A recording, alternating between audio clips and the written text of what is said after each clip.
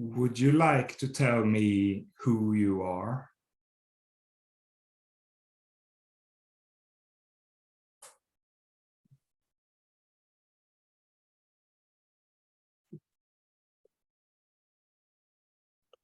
I am what you are. I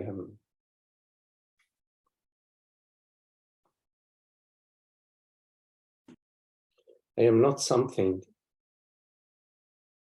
I am not someone. I'm not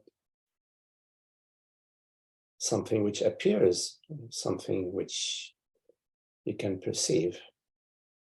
So I am, one could say, what you are, the reality which knows it is, the reality which is aware, which does not know what it is, nor does it need to know what it is. At the mind level, we can call this reality life, we can call it being, we can call it universal consciousness. So I am not something or someone. Of course, the body is what it is. The male body has a history, like all bodies, like all forms.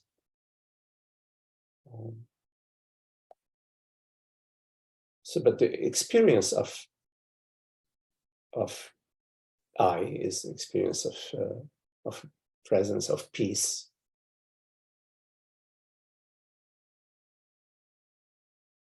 And the enjoyment of this conversation, for example, the enjoyment of what appears, the unexpected. Life is always unexpected, but what's around the corner, who knows?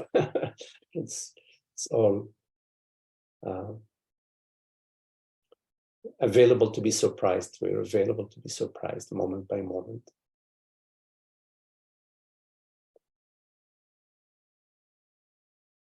And of course, there is the love, the love meaning the recognition, the living understanding that we are one.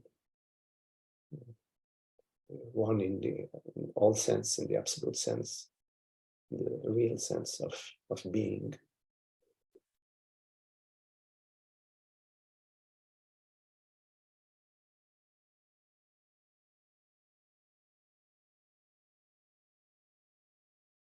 So there's no need for identity. There's no need for identification or identifying with anything. There isn't. In the moment, there's just this beautiful unfolding.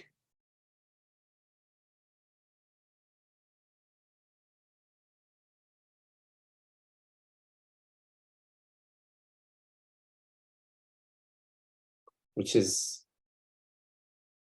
bathed in peace and in stillness and in silence.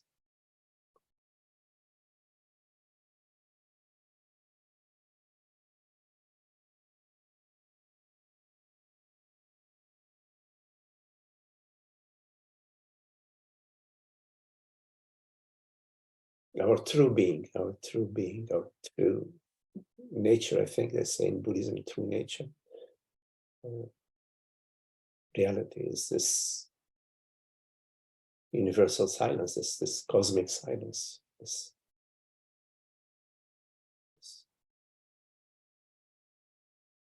creative silence.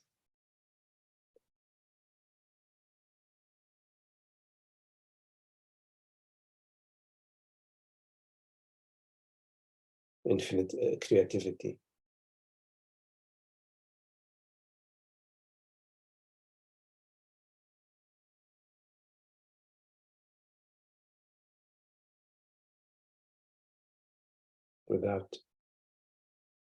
Without any issues, without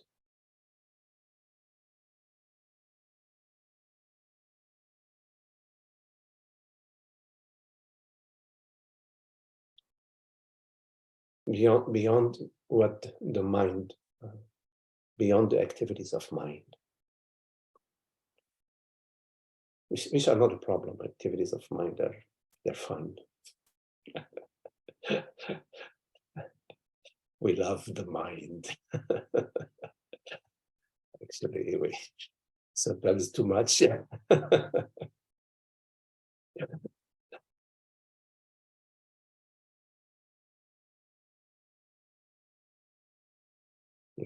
Sometimes they'll confuse the mind, meaning the realm of perception.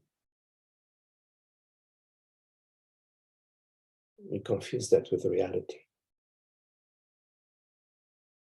It's like in your night dream, you're completely identified with the character that appears in the dream, that you are in the dream, you say.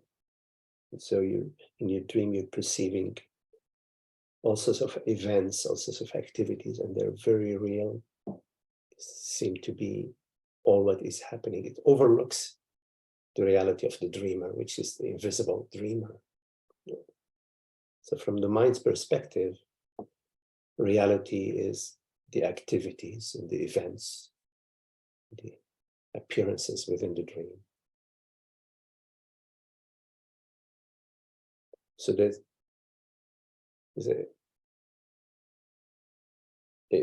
a glimpse outside of, beyond just the limitations of the mind, that sort of reveal the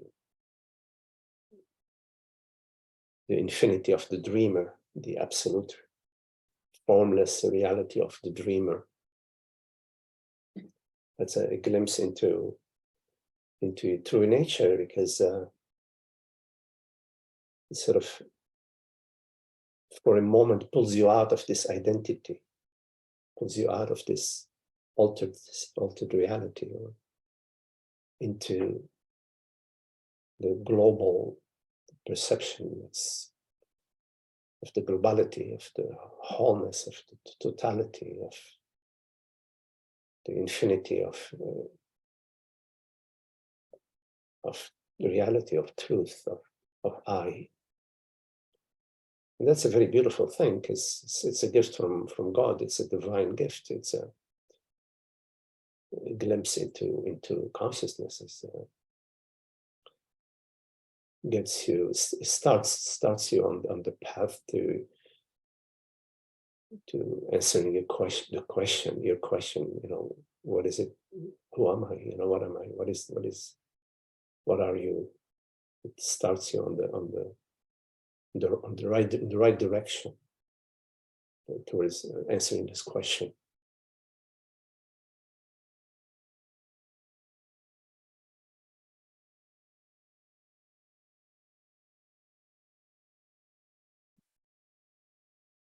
So the path to answering the question, what are you? What am I? Is paved with insights about consciousness. It's always about consciousness.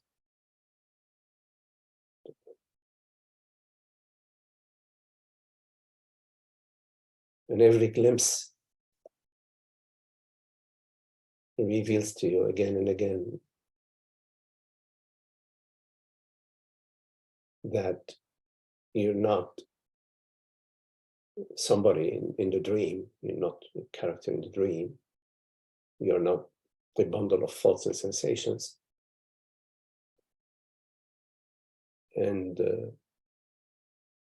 appeases your mind and brings to your mind peace and harmony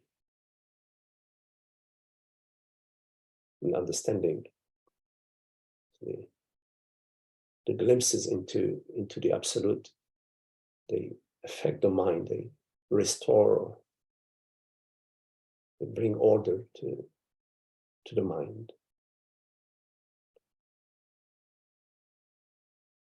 Then the mind becomes an instrument more aligned with truth.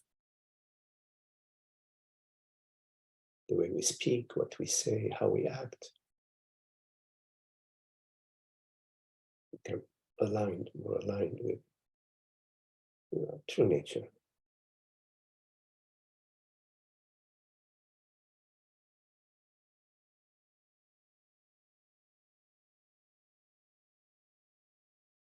And so our questions become get answered via this process of inquiry, investigation, interest, and love for truth. And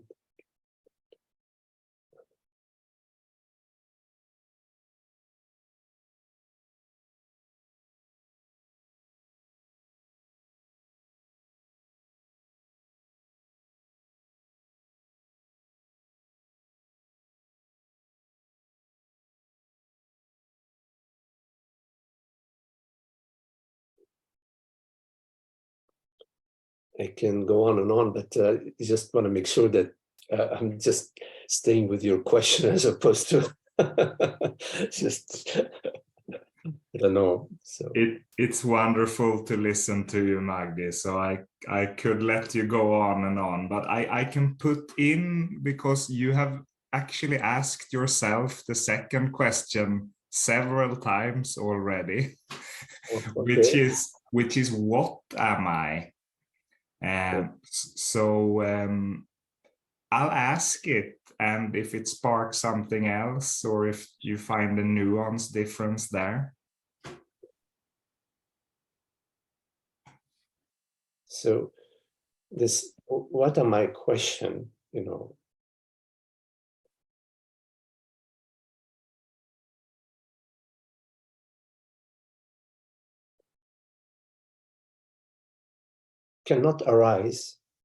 does not arise from our true nature, our true self, because consciousness already knows itself. Consciousness is the reality which is, and the reality which knows it is, and knows it perceives, and perceives in this moment. So the question, what am I, doesn't arise from consciousness, because consciousness already knows itself, as what we refer to sometimes as being, or as presence, or as awareness. So from the perspective of reality, the question, what am I, is not a question. There's no such question. But of course, there's a level of mind, the level of our the human experience, our sense of being limited, our sense of being looking for a purpose, wondering what this is about. So there is also that aspect, from the perspective of the mind, there is the question, what am I? And usually this question is answered via certain thought patterns, certain conditioned channels. We may answer the question, well, I am this, but I'm not that. I am the body, but I'm not the oak tree. I am the son, but the son of Mary, but I'm not the daughter of Joe. So from the perspective of the mind, there are many answers. And of course, the most traditional answer, contrary, is I am a material form. I am the body-mind born. And at some time will die, and I hope I do the best in between. So that's from the most common, download to the question, what am I?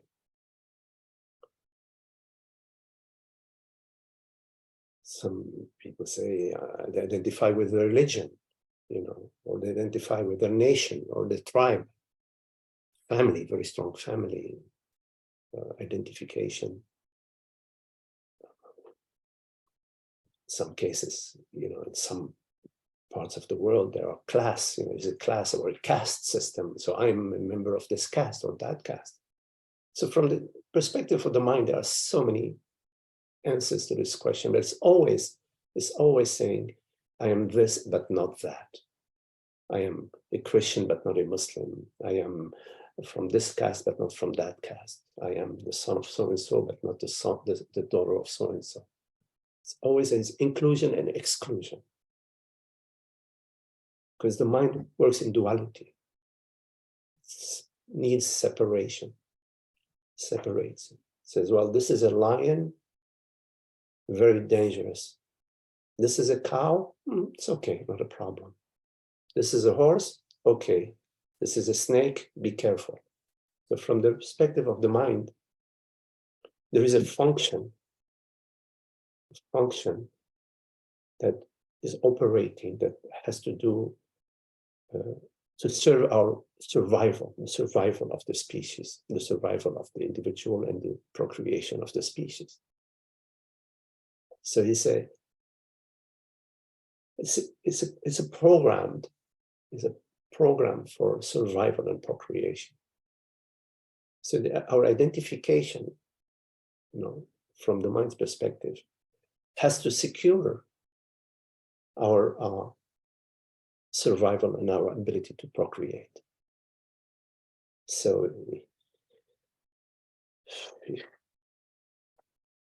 there is a stronger tribe than my tribe, then I'd like to belong to the stronger tribe. Or if my tribe is weaker, I want my tribe to become stronger, so my tribe can survive, so I can survive, so we can procreate. There are all these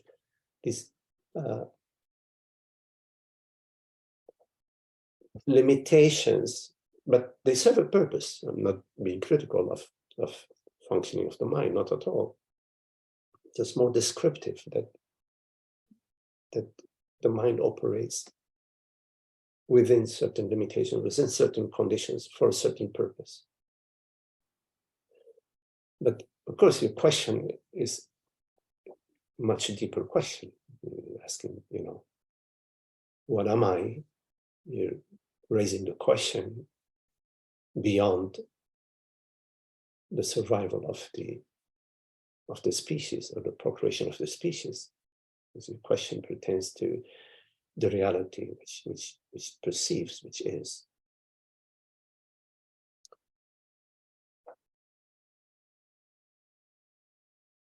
Now,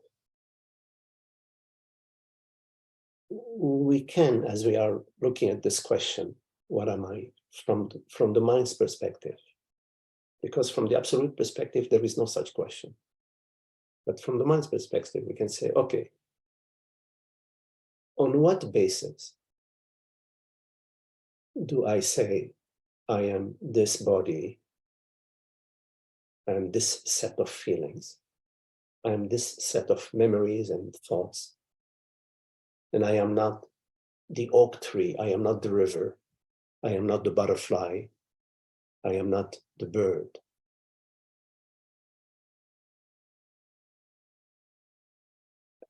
This question may sound like a crazy question. Of course, I'm not the bird.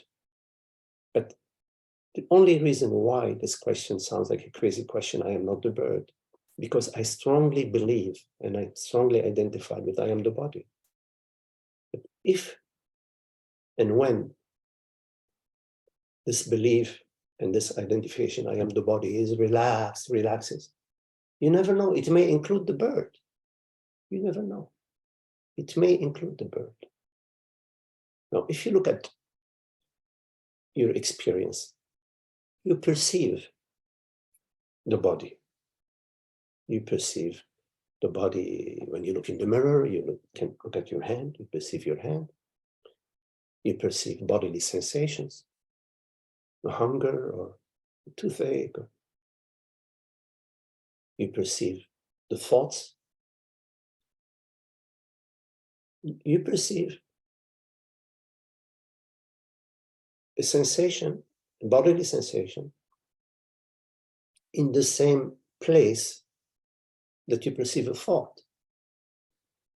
But it's not like you perceive the thought somewhere else, and you perceive a bodily sensation somewhere else. They appear in the same space, within awareness. The oak tree and the butterfly also appears in the same space of awareness, in exactly the same space of awareness. So already it's interesting to notice, well, wait a minute, they're all appearing on the same screen, in the same space. So that's already a hint. Now, if you also look at where does perception appear? If you take a look at that, you will find that perception doesn't appear somewhere out there. It appears within yourself, intimately as yourself. The perception and the perceiver are not two. When you perceive a sensation, the sensation is not in your tooth, The sensation, you're perceiving it within consciousness, within awareness. And it's telling you, okay, go to the dentist. But the perceiver and the perceived are not two. What is it we perceive? We perceive the oak tree, we perceive the butterfly, we perceive the bird, we perceive the body, we perceive bodily sensation, we perceive thoughts, all of them within the same space of awareness.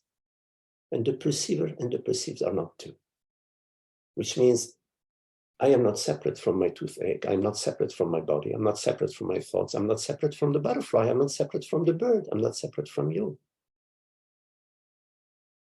It's very interesting. If you start to look at this, it's very interesting that, so on what ground, on what logical, scientific ground do I say, okay, here is my experience, I am this subset of my experience, but I am not that subset of my experience. Experientially, they are one. But conceptually, we separate them, which is fine. It is fine to conceptually separate the oak tree from this body, from a bodily sensation, but not to confuse a conceptual difference to mean that there is a reality in there are two realities. Not to confuse the conceptual realm of thinking, differentiating, conceptualizing, making various levels of the perceptual field, not to confuse that with levels of consciousness or levels of reality. There are no levels of consciousness, no levels of reality.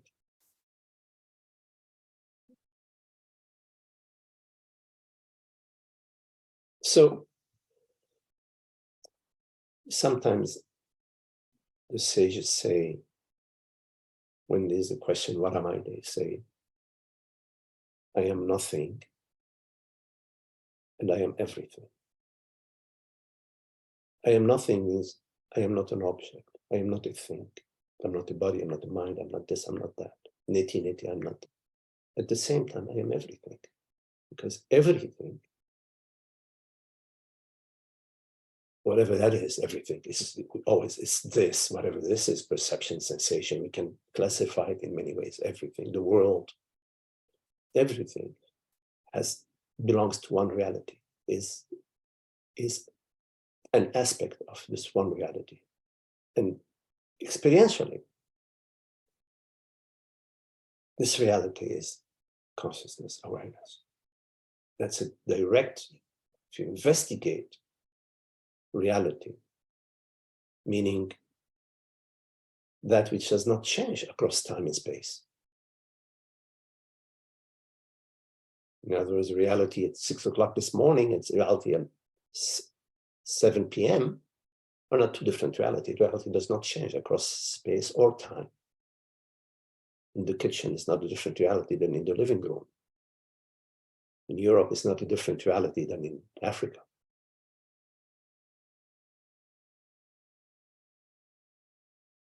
It's not a changing, it's not. We use the term changeless sometimes. So when you look in your experience, because what's the point of an abstract reality if we don't have access to it? Obviously, we have access to reality because we know that there is something rather than nothing, this moment and every moment. Even though this experience here, this perception may be a dream perception, there is some reality to the dream perception. Even if I'm telling you a lie, there is a reality to the lie because the lie wouldn't exist without the reality. There is some reality. The lie is not true, but the reality of the lie is true. So when we look at our experience at what is reality, we come upon our direct knowingness of being, of presence. It's a very important understanding. It has to be experiential at some point.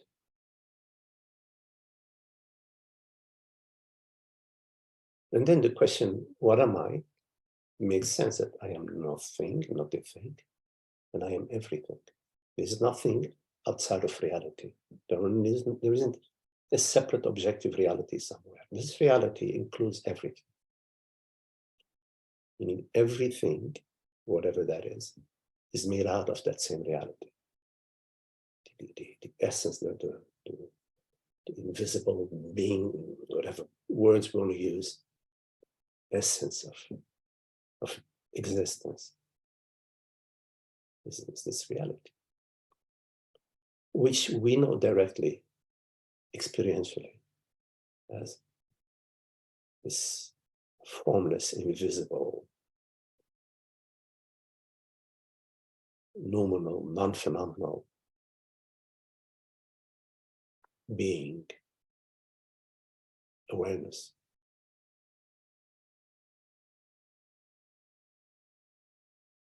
So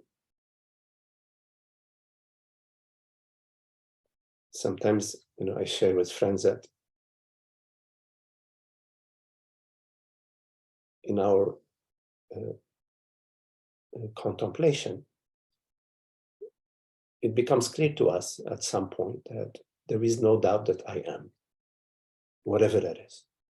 There is no doubt that I am. And there is no need, and I don't know what I am. And there is no need to know what I am.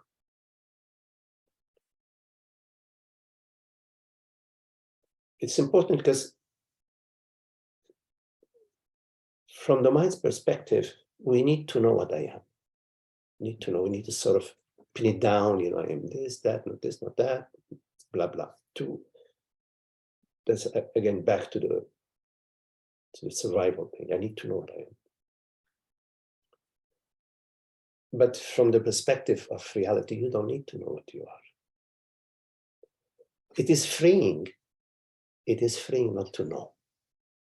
There is freedom in not knowing. It's more open, and it's available to be surprised moment by moment. It's not carrying a files and folders about what I am and what life is and what this is and what that is. It's completely open.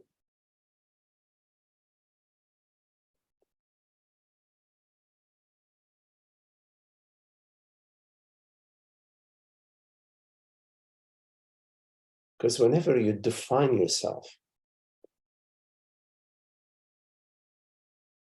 you are defining yourself in time. You're using past and future. You're saying, I am this or that via reliance on thoughts, past and future, memory, images, thoughts. But if you take a look at past and future, you look at past, you take a close look at the past, you find that there isn't an actual past outside of a current thought that arises about breakfast yesterday.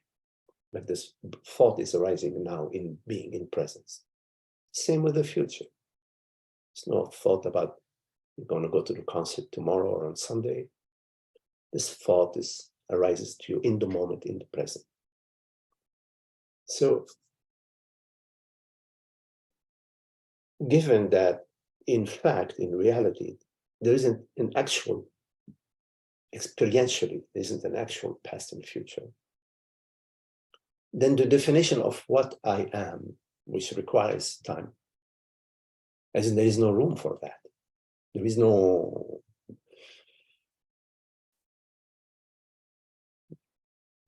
it just doesn't fit.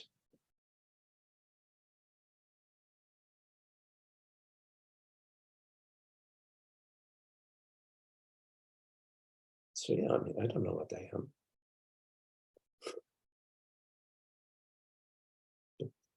And I don't need to know. I'm perfectly fine. There is no need to know what you are, because there is a knowingness that trumps, that supersedes knowing what you are, which is the knowingness of being knowingness.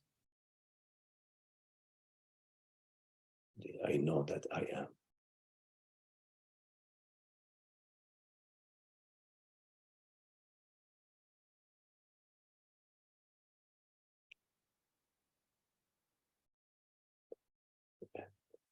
And then there is, of course, that there is no evidence that this I, or consciousness, is limited in any way. That's an important inquiry.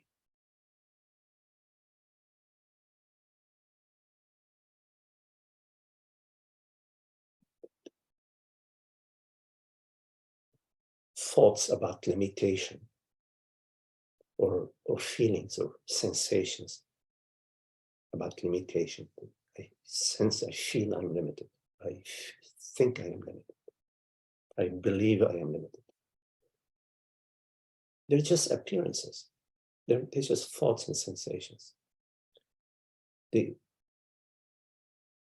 dreamer is not limited by its dreams. Even if you dream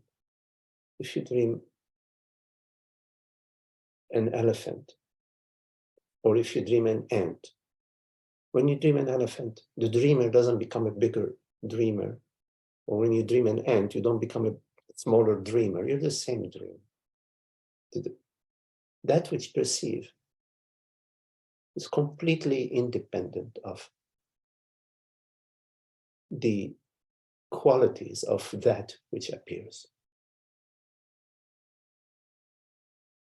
So thoughts that I am this or that, and I'm limited, that consciousness arises out of the brain, is going to be born, is going to die, whatever. All these are thoughts, but they don't know the thoughts that appear and the sensations that appear. They do not know. They don't have access to the reality which perceives them, because they are perceived. Thoughts are perceived, but they don't perceive. They don't have a perceiving element to them. They are perceivable, but not perceiving. They are known, but they are not knowing. So they're like a weather, like, clouds and like rain. The internal weather is not a problem, except if you believe that you are defined, that you are known via what appears to you. Then you need to take a closer look. This is why there is no issue with thoughts and sensations, no issue whatsoever, because it's all God's creation. It's all the creation of universal consciousness. There's no issue. It's not about, okay, let's have certain types of thoughts, let's get rid of some thoughts and hold on to other thoughts. It's not like that. It's about understanding, the understanding about the reality that perceives and that is.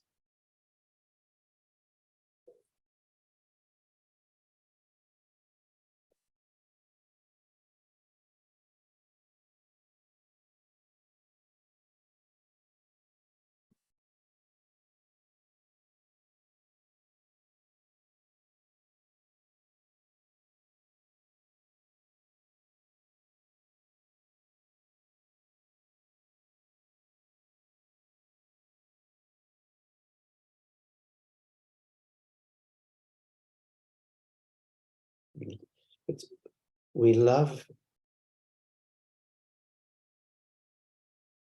to engage in the channels of mind. We love debates and mind activities.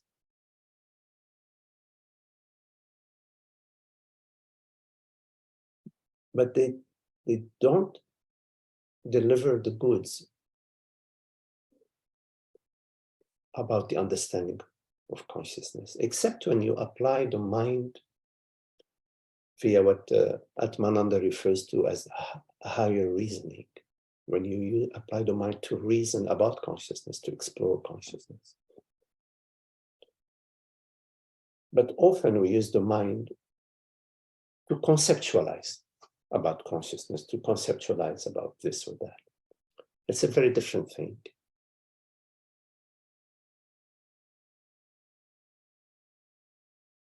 Because there is an identity, a personal identification with a certain personality or a certain character that knows.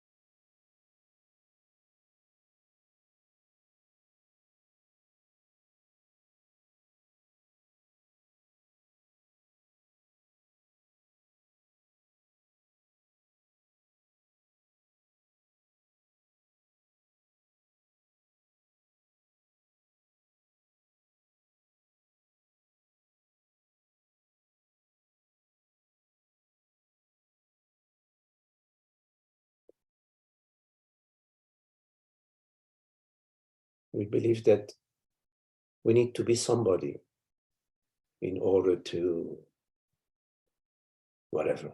We need to be somebody, better somebody. We somehow don't trust that being nobody, being no one, is more true, is more, it leaves more room. It does not crowd the stage. Because in every moment, you can respond to the situation that appears to you. You can respond, hopefully, with some intelligence and some understanding.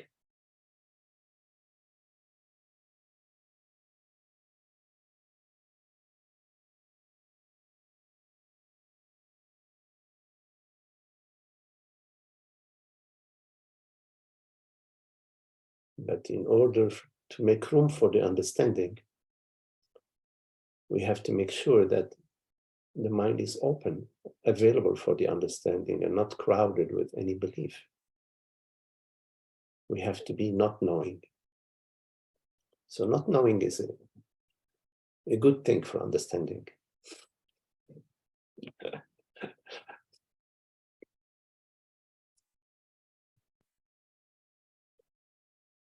Never to become too arrogant about what we know. always contemplate that, in fact, we don't know anything.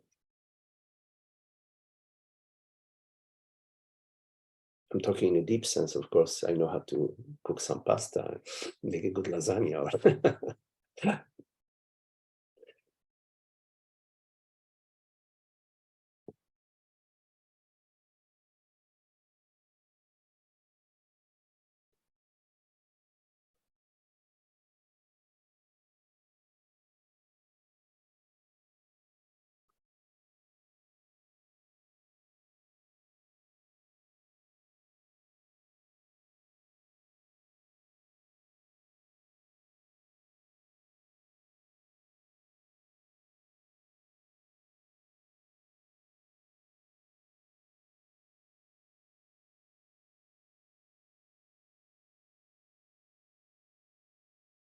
It's important not to have images of ourselves and of others. Sometimes in some spiritual circles, the teachers are made to be special, you know. The images of themselves, you know, as being.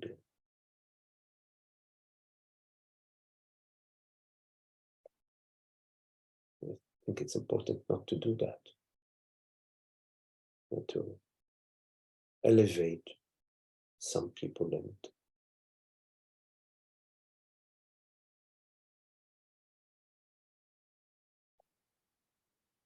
because the guru is yourself, is your true self.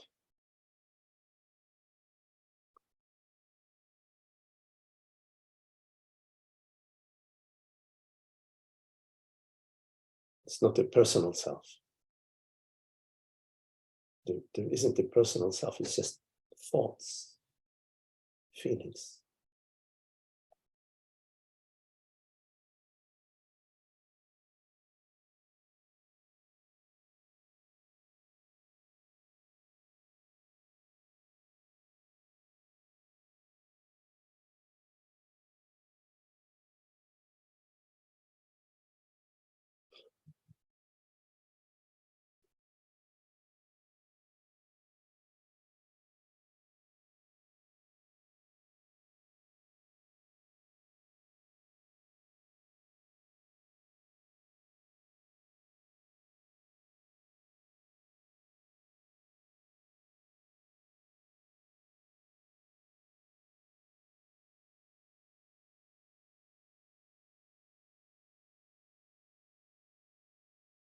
It's so beautiful just following you in the contemplation. And you have very elegantly led us into the third inquiry, which is what is another? What is another? Yes. Yeah, I mean, the other is your very self. You are the other. From my perspective, this is the other. From the perspective of the other, I am the other. So which is the other? We're both the other, but so the other is my very self. At the same time, there is no other. There is no other.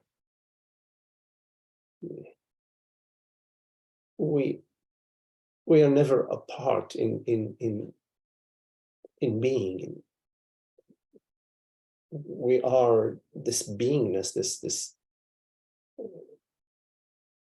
formless beingness, the creative potential, the universal creative potential.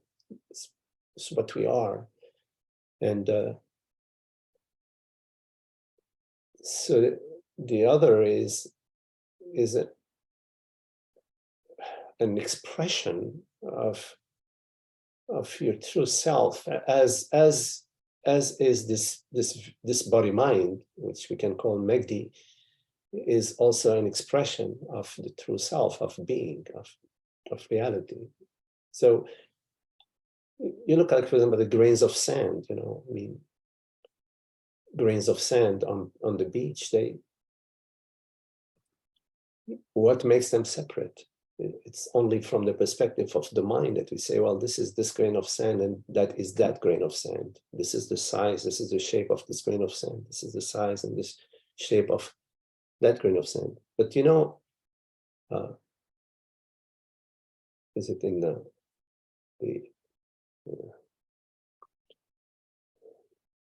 science has already sort of demonstrated that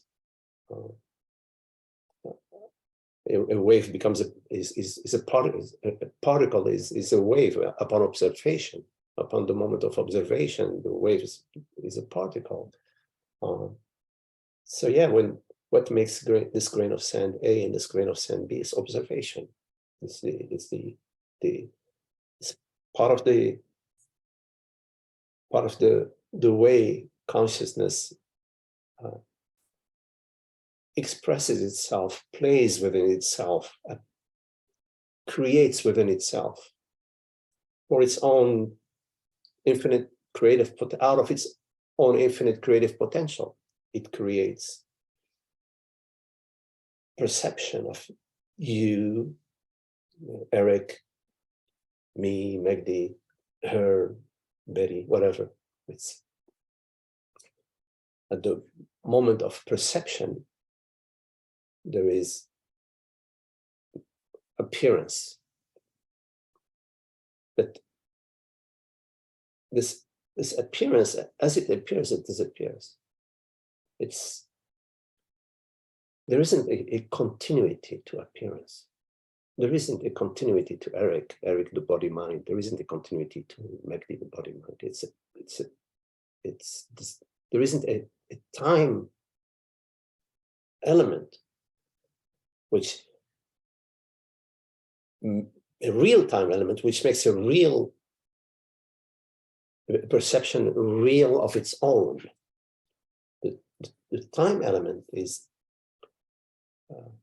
an aspect of mind, of thought, of creation, the creativity, the creation of time, of memory. So like now there is a memory of Eric, there is a memory of Magdi. Tomorrow there may be lesser memory, but there still is going to be memory of Eric, and similarly there's going to be memory of Magdi. So it's a creative aspect of consciousness. It's just thought. The memory is a thought, and in the memory, in the thought, within the thought, it's as if there is a real Eric. There is some knowledge, some knowingness of Eric, as Eric is ... this that person, whatever. And oh, I know Eric, I know, but I really don't know Eric. But how can I know Eric? Because it's not possible to know Eric, because knowingness doesn't exist in time. There's not knowing. There's no time for me to know Eric as an unfolding in time. But there's another way I know Eric in the eternal. I know Eric as presence, as being, as my very self, as consciousness, as awareness, as presence. So what is the other? The other is whatever you want it to be. The other, whatever you want it to be. There are infinite others in mind. So maybe a story about this person and that person, then we change our mind and it's this and that, and then no, it's more like this and like that. So it's the game of otherness. It's the game of otherness. It's like dealing cards, you know. It's just, you can deal cards, and every card is a different shape, different. You know, one is an angel, then the angel, there's a different color angel, different wings, you know, different, more purple, more red. So that's the other.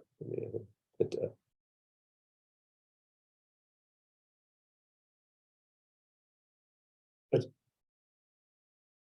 from the perspective of ignorance, the other arises out of a separate me. There is a separate me and a separate other. So this separate me, meaning a separate consciousness, a limited personal consciousness and a different limited personal consciousness. First, we start with that. Start with there is a limited consciousness which exists, I don't know, in the brain, within the body, whatever it transmutes from body to body after death, whatever theories and beliefs we have. But this is what we start with. Maybe we're unaware of it, but it's there. There is this belief, this feeling that there is a me first, and then there is the other. So the one, and then there is the two, the three, the four. We start with the one. But it's a different one than the wholeness, than the oneness, than the infinite. It's not the infinite one. It's the separate one. So it's the one that's followed by 2, 3, 4, 5, 6, etc. And this is what the others is. It's like the identification with a bundle of thoughts, feelings, sensations, identification with a form, with an image, with a moving image, a growing image, an unfolding image. It's some sort of a desire to be something, to know what I am. So we start with I know I am this, and of course I'm changing with time, but I still know I know what I am. So we start with a desire to know what I am. Maybe it's the game of protecting. I can protect something, like when little kids, we have toys and we take care of them. We want them to take care of our toys. It's like, so we choose to be somebody.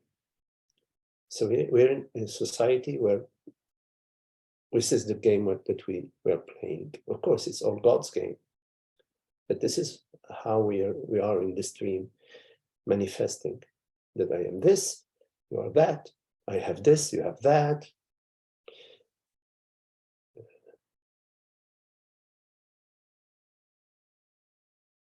And as a consequence, we feel like we exist inside a cocoon. There's some sense of isolation, some sense of separation, of distance between me and you, between me and the other. This is some sort of, have to beware, And, it's very subliminal, but it's there, it's operating there. What can I get? How can I safeguard myself? Is she getting ahead of me? Or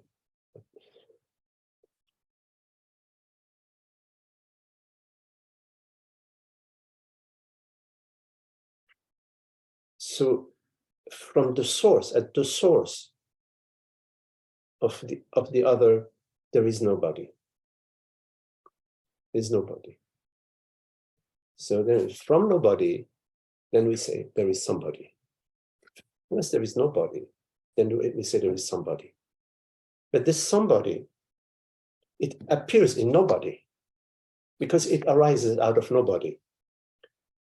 And then there is somebody, and then from somebody there are others. So if you take it back from the others, they arise from somebody. Because somebody, then there are others. So we go the other direction now. There are many. We go to the one. There is one who is creating the many. But this one, it arose out of nobody. The many things start with one thing. One thing, then there is the other things. And then this one thing arises out of nothing. This is conceptually, of course. Experientially, we never experience another. We're always experiencing our experience, our intimate experience. So I experience you intimately as myself this moment. I don't experience you outside of myself. It's not possible. I cannot be separate from you and experience you. So I experience you as myself. So how do I say, well, you are the other? I mean, so I look at my experience and say, okay, where do I take the scissor and I make a cut? I say, okay, well, that part of my experience, that's me, and that part of my experience is not me. No, I don't know where to cut. I don't know where to cut. And what to cut? What do I cut? The thoughts, the perception? What do I can cut a piece of paper. I can, but I don't know where to make a separation between I and you. Experientially, I don't. Conceptually, yes, to say, oh, well, I am ... and Eric is ... Okay, there's different dots. I am A, B, C, Eric is G, H, J. They're different. But conceptually, of course, it's a conceptual game. It's not a problem. But your question is about the reality.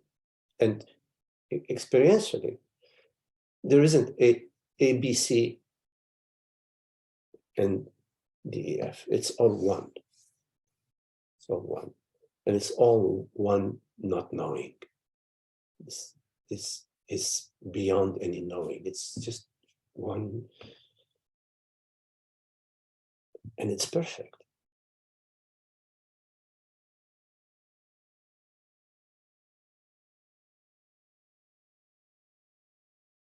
And then, of course,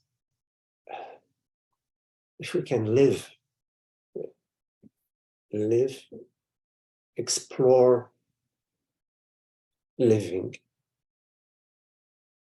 the other being yourself. It's challenging at times, because when you're in interaction, when you're in a relationship, it's a little bit different, you know. But this is really beautiful that we have the possibility of actually experiencing it. You know, like we don't have to just stay in the laboratory. Oh yeah, I invented this and that. We can experience it. We can, in relationship, experience to be in relationship, the other being myself, meaning not judging. Why would I judge myself? It's crazy. I would be loco to judge myself. Judging you, if you are myself, and I'm open to that possibility that, yes, it's myself. Why would I judge you? I would be judging myself. The same madness. So then, to live non-judgmentally. I love myself. Why do I love myself more than loving you if you are myself? It's crazy. Do I love my right arm more than my left arm? No. I use my right arm, and sometimes I use my left arm. But I love them both equally. I treat them both equally. I treat them both carefully. So there is, in life, it's very interesting to explore that, because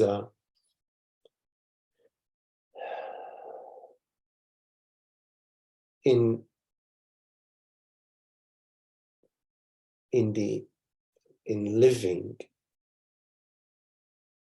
according to the principles of one reality, it rubs from you some feelings, some old feelings that you have of being me, being separate me. It challenged. Sometimes they get challenged. Those feelings are brought out in the relationship, and it's good that they're brought out, because it doesn't matter what you do with them. You don't have to succeed or fail, because it's all you. But it's nice that they're brought out, so you can see, interesting aspects of myself that, you know, defending, I want to be loved, I want to please, or whatever. I'm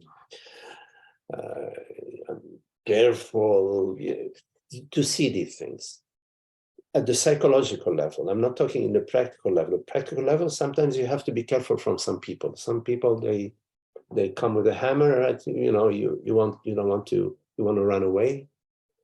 I'm talking psychologically. Yeah.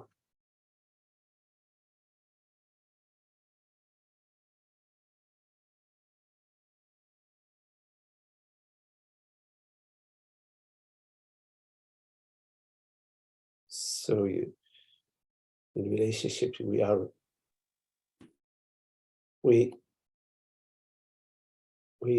not knowing every moment, in the moment, we're not knowing what you are, not knowing what I am. It's the same I anyways, not to be not knowing.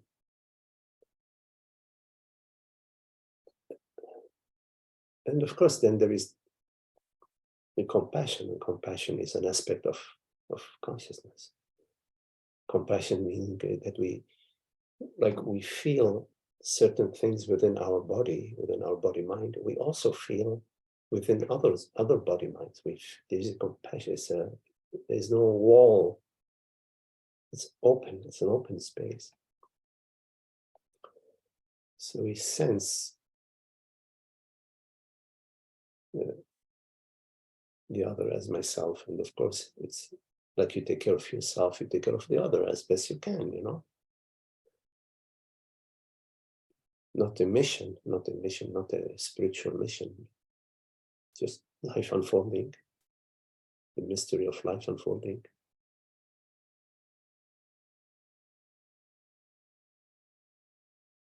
And of course, in terms of the not judgment, it's important to understand that you are life itself. You're not a separate doer or separate, you're not guilty for choosing to act in certain ways, because you don't choose your thoughts. You don't choose your thoughts. If you don't, then the others, same thing. What applies to you applies to somebody else. Then if the universe is choosing all thoughts, then we don't have to feel guilt, or we don't have to blame others.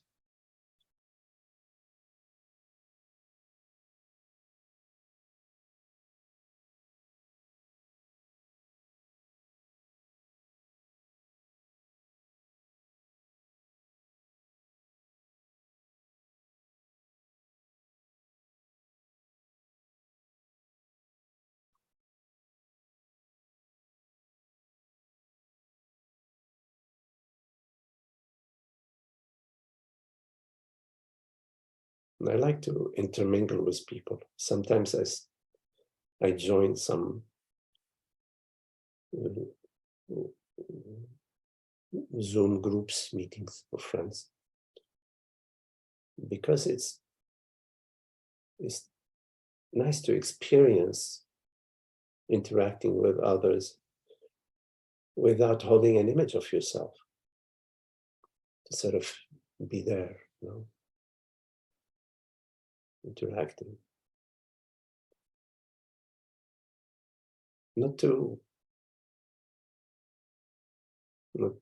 have an image of yourself or of others. I don't like that.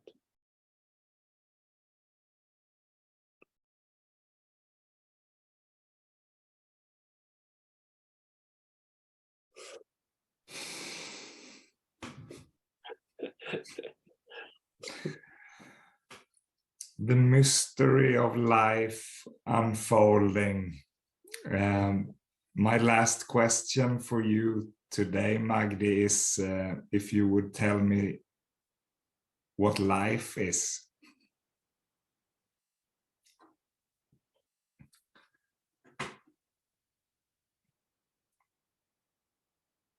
I remember when I was like maybe, I don't know, 12, 13 years old, I had this question, it sort of appeared to me that there's this planet called Earth, and here I am, this little speck, this little speck on this planet, in this home, in this house, and what the heck is all this? What's going on? I remember going and asking my mom, she told me something religious about, I think she hadn't contemplated this question, at least I didn't feel that she had. It's It's a wonderful question, because what is life is the same question as what is reality. Because it makes no sense to answer this question conceptually, oh, life is this and life is that. And it's got to be a real question and a real answer.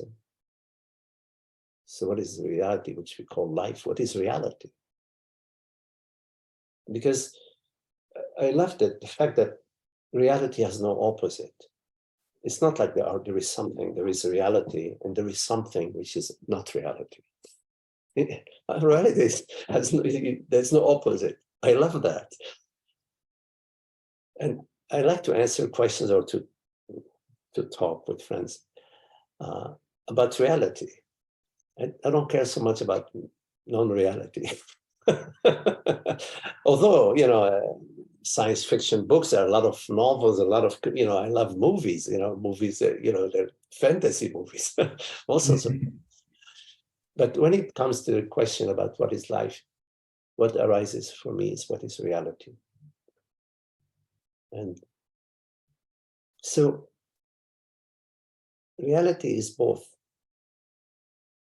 the unmanifest and the manifest. The unmanifest is consciousness, presence, being. And the manifest is creation, creativity, forms, infinite forms, beyond the human mind. Whatever the human mind is, it's just one thing, but creativity.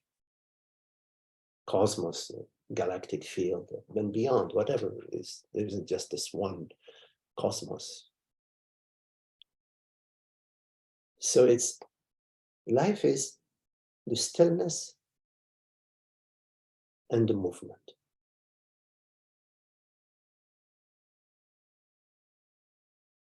It's like a vibration. But the vibration occurs in the space, which is not vibrating. Like the sound of the music in the flute. The flute, there is just no vibration, and there is a vibration within the space. And then there is the sound. It's an excitation. There's the field, which is not excited, but the potential of the excitation is infinite. So within the field of infinite potential, the kinetic, the movement arises.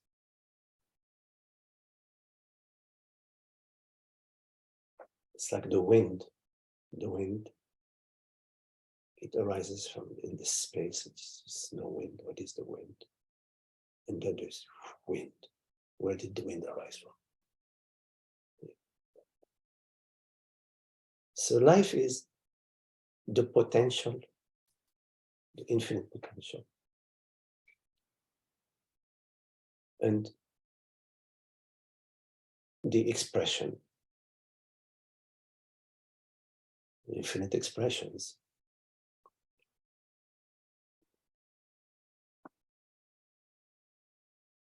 And we are at the crossroad of, we meet at the crossroad of the unmanifest and manifest.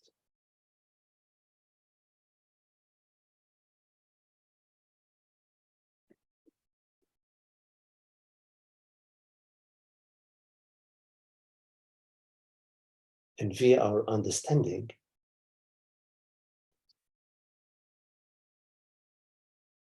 about consciousness, we are not just at this crossroad, but we are everywhere and nowhere.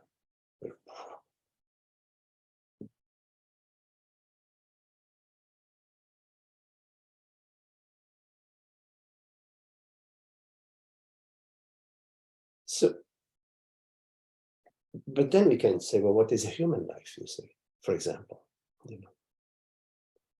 Now, then this question can be brought down, you know, from the initial question, what is life, to the human. Now we're coming to the mind. So what is that? The human mind. And if you take a look at the human mind, you know, it's your experience, your regular experiences, perceptions, sensations, thoughts, memories, appearances.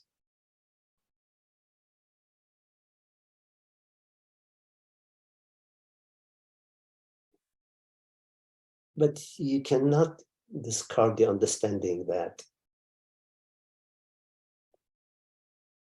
the human mind can manifest ignorance or can manifest wisdom.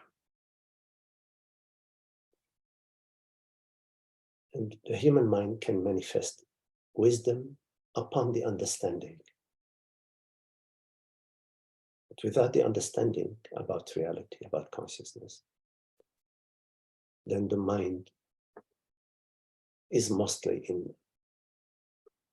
in ignorance, back and forth between ignorance and happiness. But is in the absence of the understanding, the mind, a human mind is seeking happiness.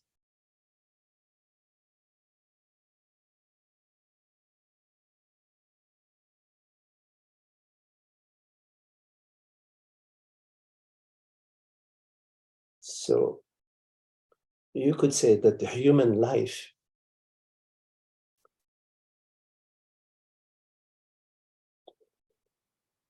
is also the movement between wisdom and ignorance, desire and desirelessness. In the desiring state, we experience this sort of tension. And in the desireless state, it's a relaxation, a release.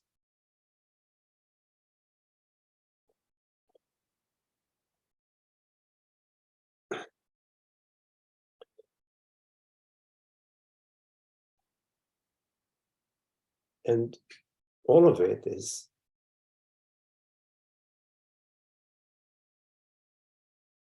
the creation of reality, of consciousness. It's creation. And as it creates it, it perceives it.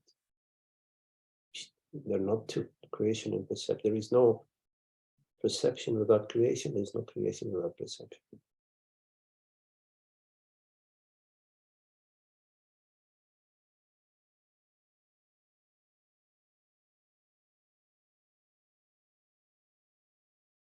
So from our understanding about quotes unquote human life, we transcend from the understanding and the exploration of human life to life, God's life, absolute life absolute.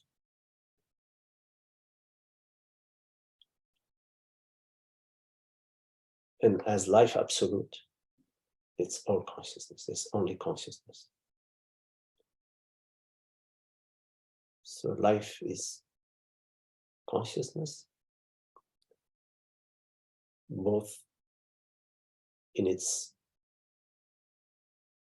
potential aspect and in its creative aspect.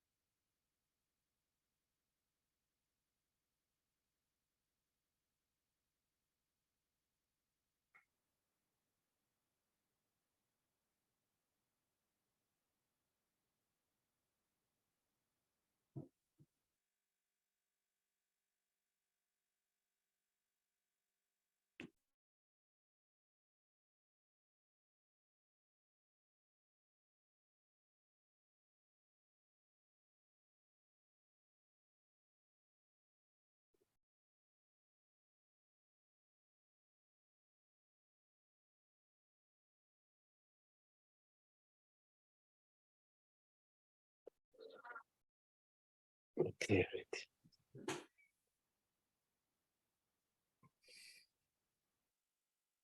Thank you so much, Magdi. Nice to meet you and spending time with you. Very lovely. Yes.